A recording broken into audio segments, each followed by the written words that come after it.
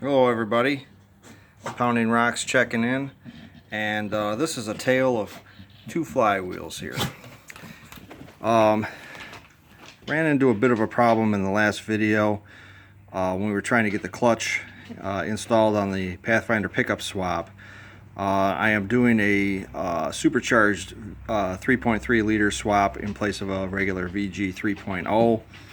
The swap has been done before, but as I said in other videos, not all the information is contained in one place and not all the information is complete. So this is kind of my bad combined with just general not being able to find parts for these things so easily anymore. So I should have understood a little bit better when somebody said that the two flywheels were different on one website that I was looking at, and they said that one was a 6-bolt, one was an 8-bolt.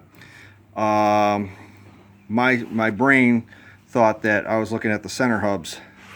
I'm like, that can't be right. So I kind of passed the information off as incorrect or incomplete. I was thinking to myself, well, the flywheels have to be exactly the same. There's no real difference. I'm like doing more research and everything, and I order the clutch, and I had this flywheel mounted to the back of the engine, and the clutch goes on just fine. It mates with the surface just fine. Everything's dimensionally the same diameter wise. And then I get the pressure plate, which I have right here. This is a X-Eddy pressure plate I showed you guys in another video. Hang on a second, I got the dog in here. Jet, come. Jet, come in here. This is Jet. He will be our future shop dog. He's just getting into things right now because he's a troublemaker. We both miss Athena very much, and I talked about that in the video before this one. Anyways, so this is all mounted up to the back of the engine. The clutch is itself, the disc itself is on there. I've got the centering tool in there and everything, and I'm like, okay, cool. Let's go to mount this thing. Well, the problem is that none of the bolt holes on this thing line up with the standard VG30 flywheel. So I went on Rock Auto, did some more research, and I found that there was a Valio flywheel listed for a Supercharged Xterra, and Frontier was a V2412 was the part number.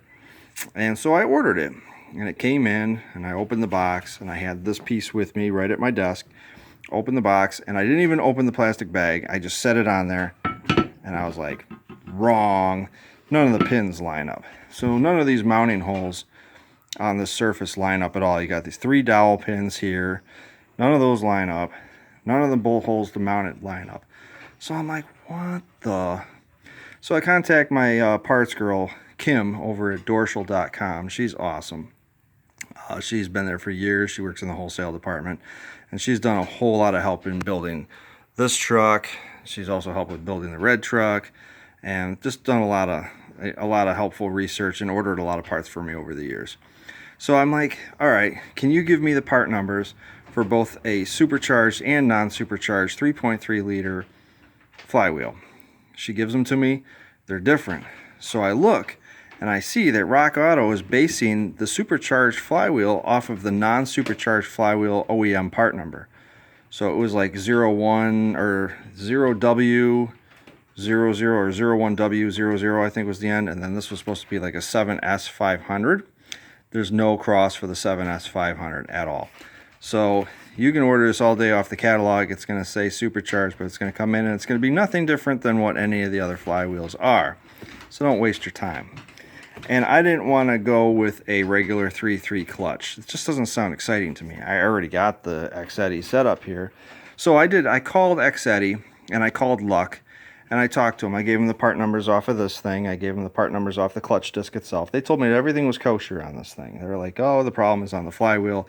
It's a specific flywheel you cannot use.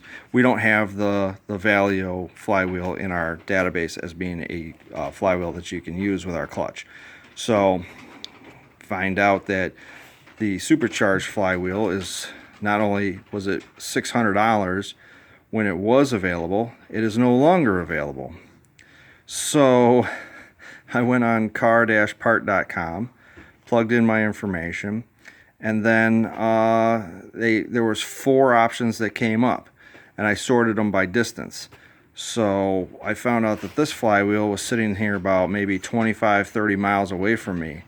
So I called the company. I had them verify that it was a Supercharged Frontier, and they told me that they would pull it.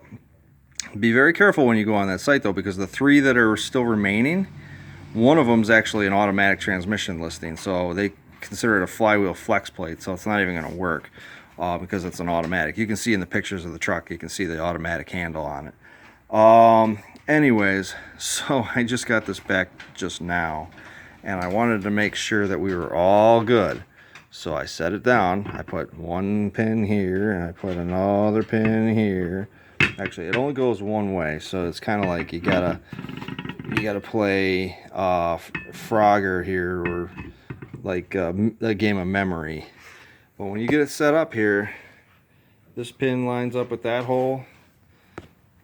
This pin lines up with this hole, and this pin lines up with this hole. So all the mounting holes line up. So now we have the proper setup for a 3.3 liter supercharged V6 for the Pathfinder pickup project.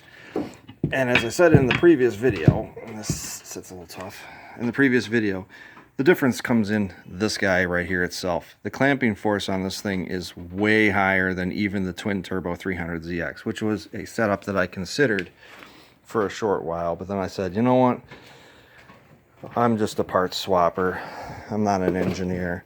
So if Nissan says that you need this grip of a pressure plate, then I'm going to go with that. So the junkyard that I got it from was nice enough to even throw in the pressure plate for me. We have an OEM pressure plate right here. We also have a Valio logo. That's the part number, or part of the part number. We also have the Valio logo right there. And then we got the OEM clutch, which there wasn't a lot left. It was down to the rivets. She's smoked. She's also a 6-spring. Whereas the X-Eddy is a 4-spring, but I think the X-Eddy is a heavier duty version anyways. So this clutch is probably original to the truck, and what happened was who knows what happened to the truck itself. But if you go on geez, let me try this again. car-part.com, and you type in flywheel for supercharged, there's only 2 legitimate ones, or 1 legitimate one. The other one I can't tell, and one you can definitely tell it's for an automatic. So there's the tale of 2 flywheels. Let me know in the comments what you think. Next video, we'll be slapping the clutch on. Tune in, like, share, and subscribe. Pounding Rocks signing off.